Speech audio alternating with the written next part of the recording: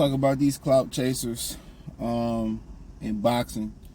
Usually, man, these are the particular ones that I'm speaking on in this video, man. It's the ones who talk shit about another fighter but don't never had no plans on fighting them. I feel like the rule of thumb is, if you're going to talk about another fighter, you got to be able to be willing to fight the fighter next. It's not, we could fight in 2025, we could fight in 2026, or he got to get his numbers up. If you willing to say a dude name, you should be willing to fight him next. If you know it's not possible business-wise, or you not, politics and all that, I feel like you shouldn't even speak on her name. They'd be like, well, what you think about fighting Joe? I'd be like, man, I ain't got no comment on that. It ain't possible right now. Simple as that. But these dudes out here, like Teofimo Lopez, that sit out here and talk shit about Shakur and talk about what he should be making and count his pockets and his opponent, but then you come out and say, well, I never fight him because of the relationship with Jay Prince. What the fuck that got to do with anything? I can still whoop Jay Prince fighter ass and we still can do business.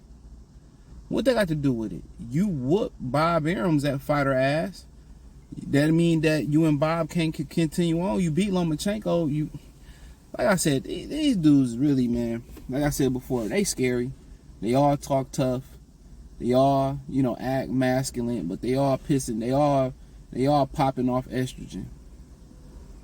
I don't think you should be able to mention a man's name and not fight him next. And you're not gonna fight him next. You should mention him. Or even for the youngest out here, I give them an exception. That's what they supposed to do. You supposed to attach your name if you boost to Terrence Crawford. You supposed to attach your name. My bad. If you Amir Abdullah, you supposed to start attach your name to Tank and other champions. That's proper. I can respect that because that's what young fighters do historically. Evander Holyfield came up the cruiserweight even though he was champion. He was letting people know, I'm gunning for Mike. I'm gunning for Mike. I'm gunning for Mike. That's fine. That's fine when you a prospect or you're new to a division. Oh, look here. I'm gunning for him. I'm gunning for him. That's fine. But when you're an established champion in a division, and you in the same division, or you're a pound-for-pound fighter, and you established guy, like Terrence Crawford saying, I fight Canelo, but then, he get the negotiations, or he get the negotiations, and he like, I want 20,000, I want 100 million to fight him. Like, come on, you didn't really want to fight the dude. Or he just saying he want to fight him with no intentions on fighting Canelo Alvarez. I'm just using that as an example. Don't tell me don't tell me 8-ball corner pocket and you still got stripes or solids still on the table. The way they moving like women, bro. And I think that's disrespectful saying that comment, but they moving like females, man. Like Tank, like when everybody got to fight or somebody got to fight, he loved to talk about Devin. He loved to talk about Core. He loved to talk about Teofimo Lopez. He talked shit about them. He used them. He said, well, they always using my name. You using their name to pop off your shit. You don't really peep the game. One thing I like about Devin, he gonna say your name. He gonna fight you. He gonna stand in there and fight. So you got people, oh man, Devin tried to fight all these dudes. He even sent Shakur offering. All Shakur said it's not real. Hey, we don't know. All we know is Shakur said he wasn't taking the money, was too funny. Fine. He's a grown man. Who am I to tell him to pocket watch him and tell him what he do or don't deserve?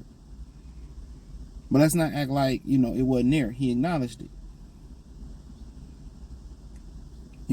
So kind of once you start talking about this type of stuff, all the dudes that's willing to fight the best and get in there and mix it up with everybody, people get mad at them.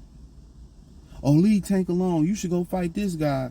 Or leave this guy alone. You should go fight this one. Oh, Crawford, I don't want to see Crawford fight Errol Spence and all that. You know what I'm saying? See, that's what I be talking about too. But that's a different video for a different day. But to me, for you shouldn't even speak on another fighter that you ain't planning on fighting. I think that should be a law in boxing. That should be part of the 10 boxing commandments. You shouldn't speak on a fighter that you don't plan on fighting next. If you ain't serious about fighting that dude next, you gonna try to make that happen, you shouldn't even say his name. Canelo shouldn't be speaking on Benavidez's name. Obviously, we know Benavidez willing to fight. He got everything to gain and really not much to lose but his word. Canelo wouldn't even acknowledge it. Like, I'm not going to speak on nothing that ain't possible right now. Simple as that.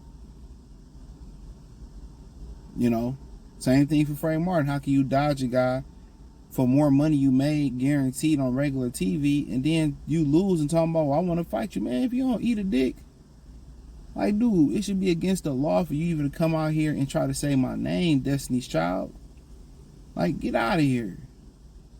You foo-foo. You got knocked out your last fight. You pulled out of our fight with about 8-9 weeks. You made double what you made, more than double than what you made from Tank, at least on the guarantee. Maybe you walked away with $2 million. Hopefully you did. Like, if you don't shut the front door, cuz, like, get up out of here. But it's too much of that being allowed in the sport of boxing, and that's why it's become goofy.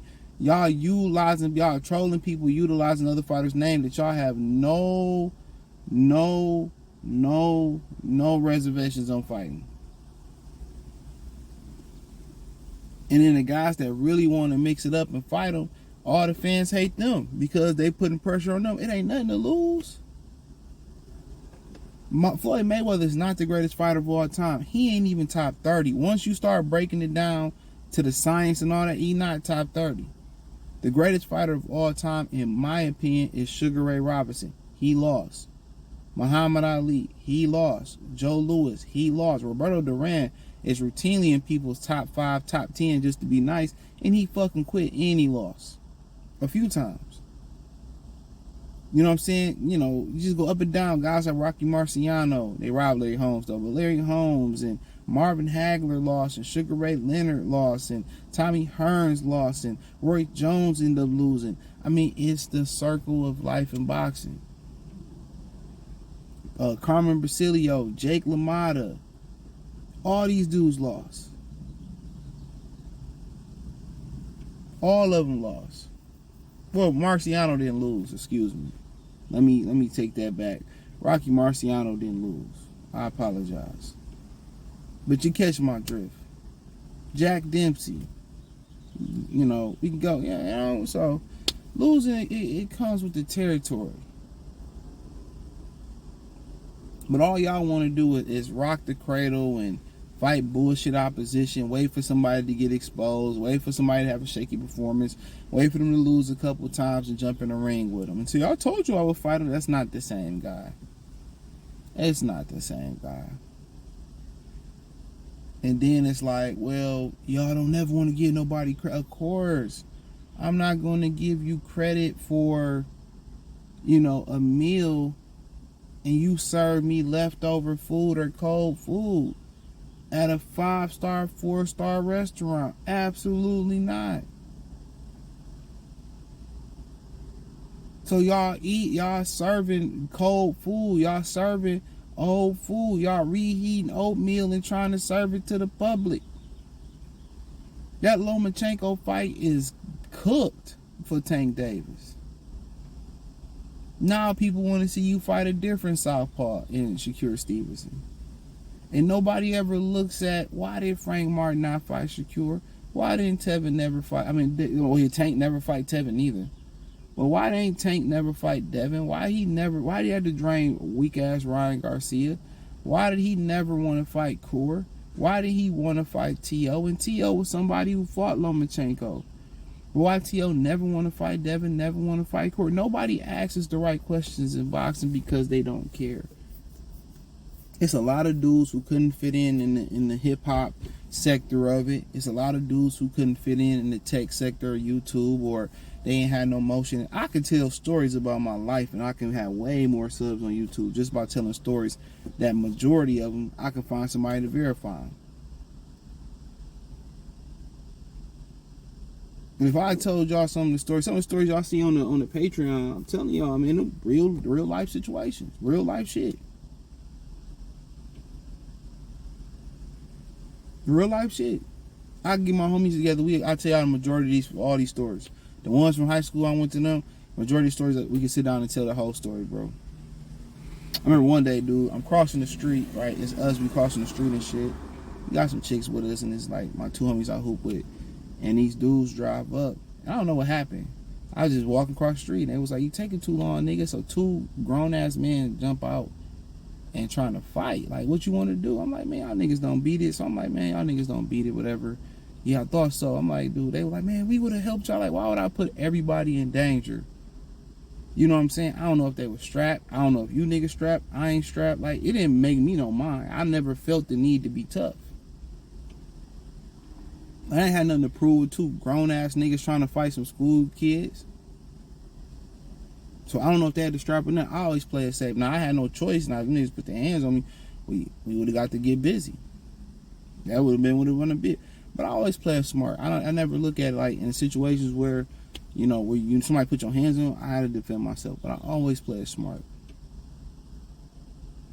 I'm always playing it smart. But a lot of dudes don't know how to play it smart. They feel like they got to prove to bitches and dudes that they tough. And then everybody get in trouble, niggas get shot, now you responsible. I always play it smart. But yeah, like I could get somebody verified, I find the two niggas to do the video. Guarantee you, shit was funny as hell. Afterwards. I remember two of my homies, we lost versus Chassis. This shit was funny as hell. We was hooping, we lost versus Chassis and shit. And my homie,